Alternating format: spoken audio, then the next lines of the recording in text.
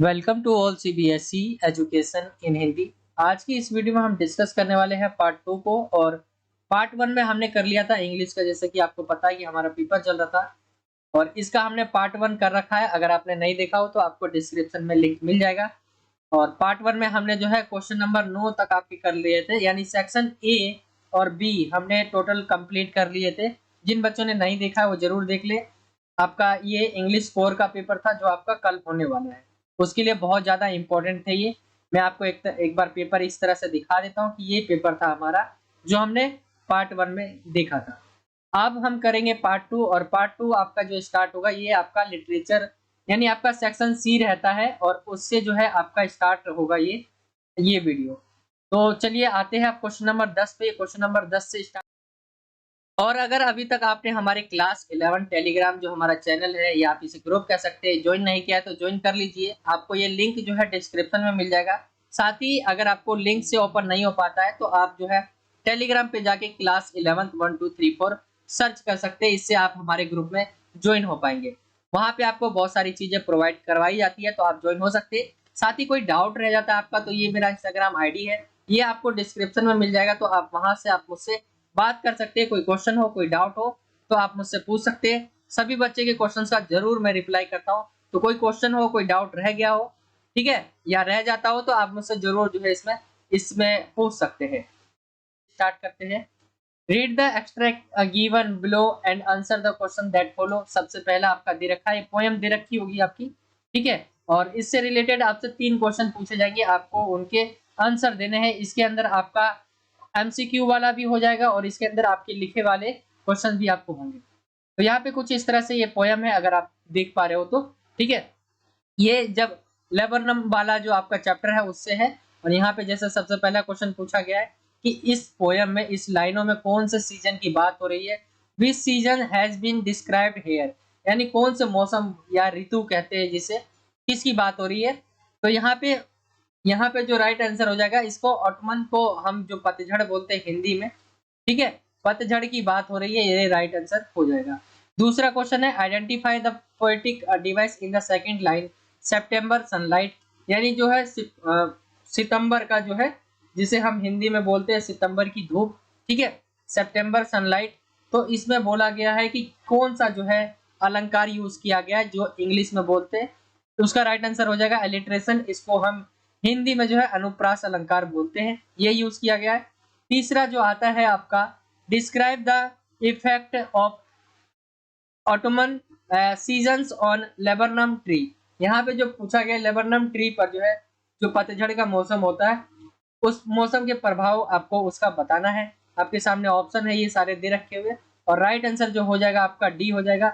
The leaves have turned yellow, यानी जो है पीले जो पत्ते हैं वो पीले हो जाते हैं, ये हो जाएगा आपका। ए हमने देख लिया 10वें का। और 10वां जो क्वेश्चन है, 10वां क्वेश्चन टोटल 3 है, यानी ए है, बी है और सी है। ए में 2 पार्ट है आपके, ठीक है, बी में भी 2 पार्ट है आपके, और सी में भी 2 पार्ट है। इनमें से एक करना है आपको, इनमें से एक करना है और इनमें से एक करना है। तो ऐसे आपको करना है। हमने 10वें का ए देख लिया है, 10वें में एक और करके यहाँ पे आपकी लाइनें दी हुई है और इससे क्वेश्चन जैसा पूछा गया है, who does she refer to, इसको जो है बताया गया है, संदर्भित किया गया है। यहाँ कहने का मतलब है राइट आंसर बी हो जाएगा, द गोल्ड फिंच। दूसरा है, which poetic device has in sleek as a lizard, तो राइट आंसर हो जाएगा आपका जो है बी, स्माइल। और तीसरा जो पूछा गया क्वेश्चन है वो है, the goldfinch has been compare to a lizard because, जो गोल्ड फिंच है उसको कंपेयर किया जाता है छिपकली से क्योंकि इसकी जो it's movement is quick and alert, यानी इसका जो मूवमेंट रहता है वो तेज रहता है और ये सतर्क रहता है। तो इसलिए जो है लिजार्ड का जो है उससे किया गया है, कंपेयर किया गया है गोल्ड फिंच से, ठीक है। तो ये आपका एक क्वेश्चन हो गया है, यानी ए हो गया है टोटल। अब देखिए मैं इसमें आपको जो है क्वेश्चंस दिखा रहा हूँ, ये आपको जो है समझ लेना है, ठीक है, इनको समझ लेना है, इस लाइनों को देख लेना है आपको, इसकी मीनिंग क्या है हिंदी में, और इसको प्रैक्टिस करना है क्योंकि सेम आ सकता है ये आपके पेपर में। ऐसी दूसरा है, और इसको भी देख लेना आप, पेपर में आ सकते हैं सेम, तो इनको कर लेना अच्छे तरीके से। अब बी पे आते हैं, हमने ए के बाद बी देखते हैं। आप बी भी आपका कुछ इस तरह से जो है लाइनें दे रखी है और इससे क्वेश्चंस पूछे गए हैं। और क्वेश्चंस पे आए हम डायरेक्ट, तो पूछा गया what was the enormous cloud that the narrator speak of. तो यहाँ पे जो आपका जो ये है लाइनें, इसका जो हिंदी में मीनिंग है जैसे कि जो बता रहा है हमें उसको बादल के विशाल बादल की बात करता है। किस जो है किस विशाल बादल की बात करता है आपको बताना है। तो द हग वेव, ठीक है, राइट आंसर ये हो जाएगा एक बड़ी लहर की, जिसे हिंदी में बोलते हैं। दूसरा क्वेश्चन है what is the meaning of the word crest. Crest जो है, क्रेस्ट इसकी मीनिंग क्या है आपको बतानी है। तो यहाँ पे क्लाउड है, वेव है, रोर ऑफ द वेव है और टॉप ऑफ द वेव है। तो राइट आंसर डी हो जाएगा, टॉप ऑफ द वेव, यानी लहर के ऊपर जो है क्रेस्ट का जो है हिंदी मीनिंग है, मैं आपको बता रहा हूँ। साथ ही इंग्लिश में टॉप ऑफ द वेव कहते हैं। तीसरे क्वेश्चन की तरफ आए हम। तीसरा जो क्वेश्चन है ओमिनियस साइलेंस मीन्स, तो एक होता है अशुभ मौन, ठीक है, उसका मीनिंग क्या है आपसे पूछा गया है। तो एक अनप्लीसेंट साइलेंस, यानी जो हमें अच्छा नहीं लगता, चुप्पी, अप्रिय चुप्पी, ठीक है भाई, इसका हो जाएगा आपका अप्रिय चुप्पी हिंदी में मीनिंग। राइट आंसर मैंने आपको दिखा दिया। तो बी का आपको ये पढ़ लेना है और इससे रिलेटेड क्वेश्चन ऐसे पूछे जा सकते हैं, तो ये आपको कर लेना है। इसी में और दिया गया है, और में भी आपके पूछा गया बी में कोई एक करना है, तो बी में ये दिया गया। क्वेश्चंस पे आए हम डायरेक्ट, मैं आपको ये दिखा देता हूँ कुछ इस तरह से, इसे आप पढ़ लेना, ठीक है। और इससे क्वेश्चन क्या पूछे जाएंगे, जैसे पूछा गया है कि यहाँ पे पूछा गया है जो आपका इसका है accepted her seclusion with registration means that the grandmother, यानी पूछा गया है जो हम रेजिग्नेशन दे देते हैं, तो इस्तीफे के साथ अपना जो है एकांतवास स्वीकार किया। एकांतवास किसको बोलते हैं, सेसलुकेशन, इसका जो है स्वीकार किया, इसका मतलब है means that the grandmother, इसके बाद आपको बताना है took her loneliness calmly and accepted her fate, यानी उसके अकेलेपन को शांति से लिया और उसने अपने जो भी भाग्य है उसको स्वीकार किया, एक्सेप्टेड हर फेट, ठीक है, ये हो जाएगा पहला। दूसरे पे आए हम। दूसरा बोला गया when did the common link of friendship between the grandmother and grandson break, यानी पूछा गया दादी और पोते जो थे उसके बीच की दोस्ती की आम कड़ी कब टूट गई, ठीक है, कब टूट गई। When the author was given a separate room, जब लेखक को एक अलग कमरा दे दिया गया, तब जो है ये हो गया। तीसरे क्वेश्चन की बात करें हम। तीसरा है the happiest hour of the day of the grand mother was when, यानी दादी के लिए जो है सबसे अच्छा खुशी का समय वह था जब, आपके सामने ऑप्शन दिए हुए कौन सा था, तो राइट आंसर जो हो जाएगा आपका वो हो जाएगा बी, जब वह फेड एंड स्पैरो को खिलाती थी, यानी खाना खिलाती थी चिड़िया को, ठीक है, और जो है और जब the sparrow set on her head and shoulder, तो ये राइट आंसर हो जाएगा। तो ये आपका बी जो है इसका राइट आंसर आ जाएगा निकल कर। तो ये बी का जो है आपका ए और बी का हमने दोनों देख लिया है, ठीक है, दोनों ऑप्शन मैंने आपको बता दी है। अब सी की तरफ आते हैं। सी जो है ये आपका कुछ लाइन है, इसको आपको पढ़ना है और इससे रिलेटेड क्वेश्चन जैसे पूछे गए। हम क्वेश्चंस पे आते हैं direct. Identify the figure of speech in the first line, तो पर्सनिफिकेशंस, ठीक है, ये राइट आंसर हो जाएगा। दूसरा है who is the engine of the family, तो गोल्ड फिंच जो है राइट आंसर हो जाएगा। जो है परिवार का इंजन कौन है ये पूछा गया है, तो वो गोल्ड फिंच हो जाएगा। फिर तीसरा जो क्वेश्चन पूछा गया है यहाँ पे the goldfinch has perhaps bowed food to feed its young ones which has filled her family with excitement and energy. Which paras of the stanza support this view?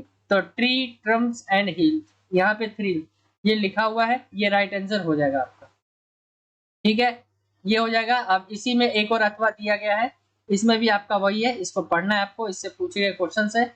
जैसे क्वेश्चन पूछा गया है why did the bird take no notice of the bread crumbs, यानी bird ने जो है क्यों notice नहीं किया, पक्षियों ने ब्रेड क्रम्स पर ध्यान क्यों नहीं दिया, आपको बताना है। इसमें से आपके आंसर्स क्या होंगे, तो ये आपके सामने ऑप्शन है और राइट आंसर सी हो जाएगा। For they had realise that women who feed, यानी उन्होंने समझा जो उन्हें खाना खिलाती थी वो अब इस दुनिया में नहीं रही। इसीलिए उन्होंने नोटिस नहीं किया। दूसरा क्वेश्चन है how did the grandmother take care of birds, तो पूरा दिन जो है वो कैसे बिताती थी आपको बताना है। केयर कैसे करती थी बर्ड की, तो उन्हें टाइम से खाना खिलाती थी और जो है आप बातें करती थी, आप ये सारी चीजें इसमें डाल सकते हो। तीसरा है which literacy device has been used in sweeper swept away, तो एलिट्रेशन आ जाएगा, यानी अलंकार पूछा गया था, कौन सा आ जाएगा एलिट्रेशन। तो ये हो जाएगा आपका क्वेश्चन नंबर 10 का ए बी और सी, ये तीनों हमने डिस्कस कर लिया है। ये सारे क्वेश्चंस आपको कर लेने हैं, ये आ सकते हैं आपके एग्जाम में। तो ये आपका क्वेश्चन नंबर 10वां हो चुका है, इसको ध्यान से कर ले। और पिछली वीडियोस में भी हमने ये करवा रखे हैं अलग अलग, तो उनको भी देख ले, अगर नहीं देखा हो आपने तो प्लेलिस्ट आपके लिए बनाई हुई है, वहां जाके आप देख सकते हो। क्वेश्चन नंबर 10 के बाद आते हैं हम क्वेश्चन नंबर 11वें की तरफ। यहाँ पे बोला गया है answer any 2 out of the following 4 questions, 4 question दे रखे हैं, उनमें से आपको किसी 2 के आंसर्स देने हैं। ए पे आते हैं सबसे पहले हम, how did the author grand mother behave just before death, यानी जो ग्रैंड मदर है जब उनकी डेथ हो जाती है उससे पहले वो किस तरह का बिहेव करती है। मरने से पहले आपको बताना है कि दादी की जो है मृत्यु उससे ठीक पहले वो कैसा व्यवहार करती है। यहाँ पे आपके सामने राइट आंसर है the author grandmother had got a fair enough idea but about her upcoming death, यानी इसका कहने का मतलब है जो लेखक जो दादी है उसकी आने वाली जो मृत्यु है उसके बारे में उसे जानकारी थी।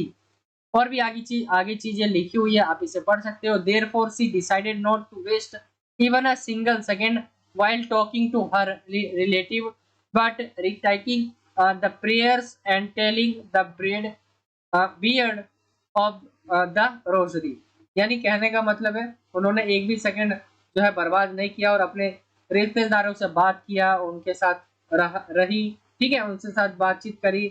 तो ये सारी चीजें हैं इसके अंदर आप डाल सकते हो। जब उन्होंने उनकी डेथ हुई तो उनको पहले ही पता था, इससे पहले उन्होंने अपने जो भी इच्छाएं थी वो कर ली थी। बी पे आते हैं what has not change over the years but sorry does this suggest something to you, यानी what has not change over the year, यानी वर्षों में क्या नहीं बदला है और क्या ये आपको सुझाता है। Does he suggest something to you, आपको क्या सजेस्ट करता है। तो यहाँ पे आंसर लिखा है the sea has not changed over the years, जो समुद्र है वो वर्षों से नहीं बदल रहा है।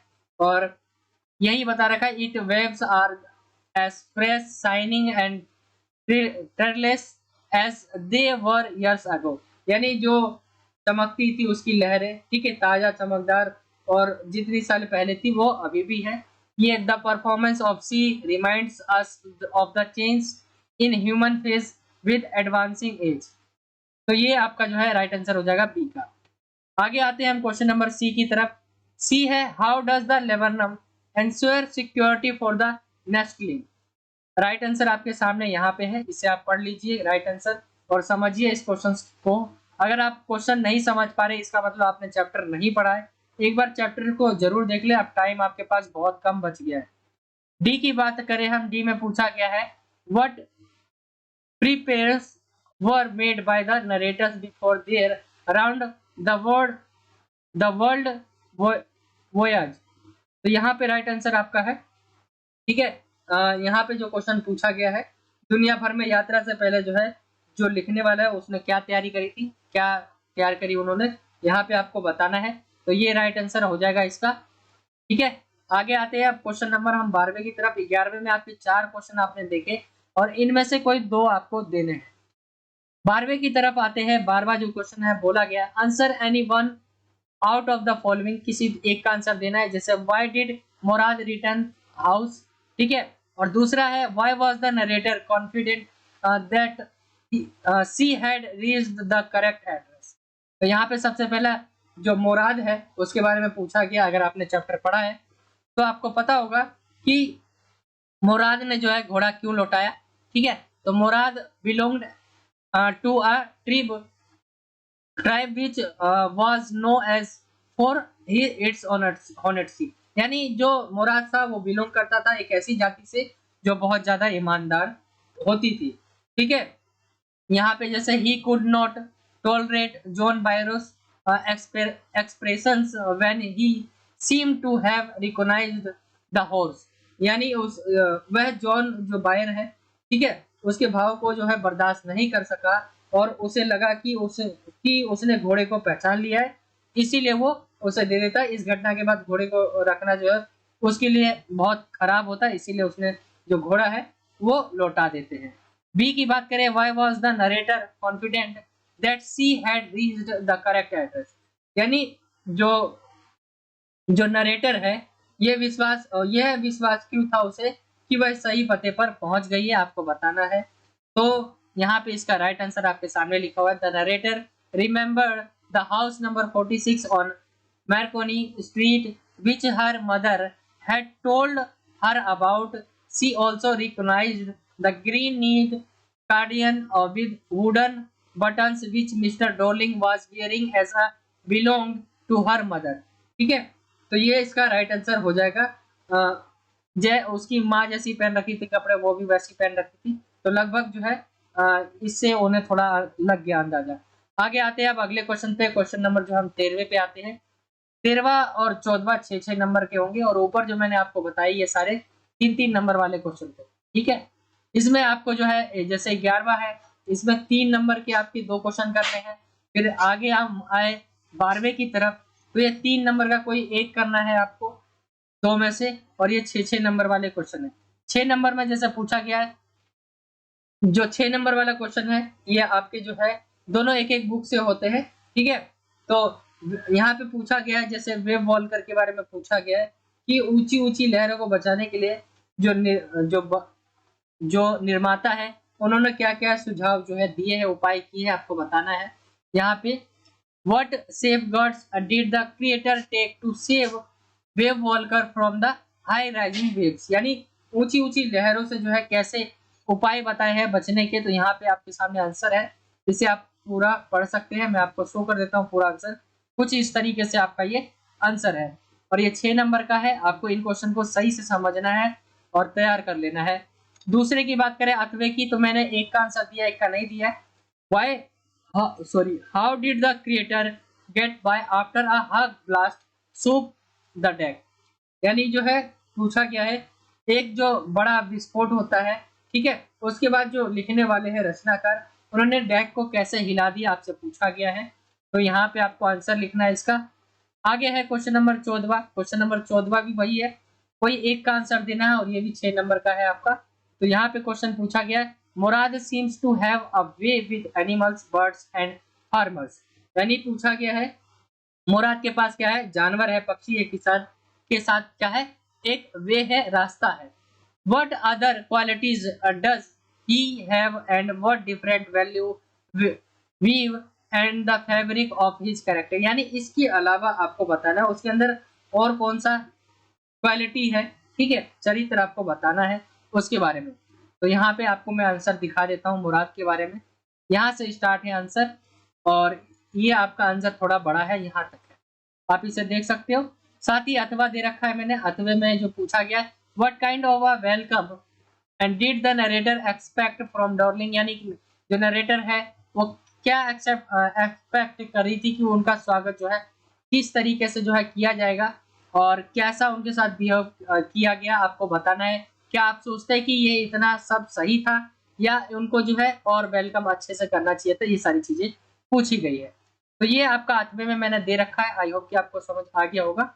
ये था आज का ये वीडियो अच्छा लगा तो वीडियो को लाइक करें, शेयर करें एंड चैनल पे नए हो तो चैनल को सब्सक्राइब करना ना भूलें। ये पूरा आपका पार्ट 2 था और अगर आपको पार्ट 1 देखना है तो डिस्क्रिप्शन में लिंक मिल जाएगा। कोई डाउट रह जाता है अभी भी तो आप मुझसे इंस्टाग्राम पे पूछ सकते हैं, मेरी इंस्टाग्राम आईडी आपको डिस्क्रिप्शन में मिल जाएगी। तो यही था आज का वीडियो अच्छा लगा तो जरूर वीडियो को लाइक करें। चैनल पे नए हो तो नीचे आपको रेड कलर का सब्सक्राइब का बटन दिखेगा, उस पर क्लिक कर लेना है और बेल का आइकन को ऑल पे सेलेक्ट कर लेना है। इससे जब भी मैं कोई नई वीडियो डालूंगा तो आप तक वो पहुंच जाया करेगी। मिलता हूं आपसे अगली और एक्साइटिंग वीडियो में, जब तक के लिए जय हिंद, जय भारत, वंदे मातरम।